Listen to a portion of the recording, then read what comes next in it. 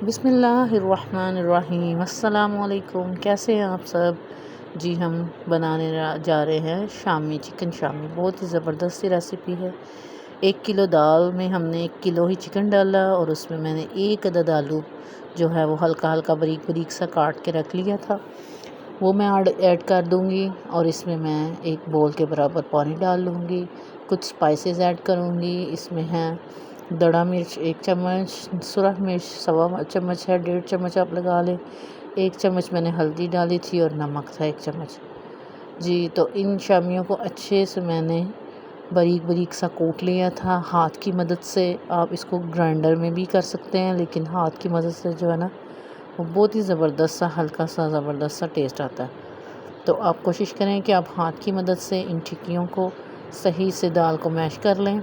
इसमें मैंने थोड़ा सा पुदीना ऐड किया था और थोड़ा सा धनिया। आप भी इन टिक्कियों में अपनी मर्ज़ी से स्पाइसेस डाल लें हल्के से, और आप इसको ज़रूर ट्राई करें, बहुत ही ज़बरदस्त सा बनता है।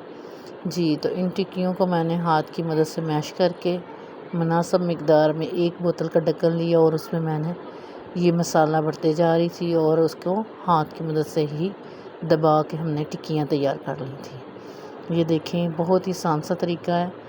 तो उसमें हमने जो है वो टिक्कियाँ रेडी करके अब हमने ऑयल में फ्राई कर ली थी।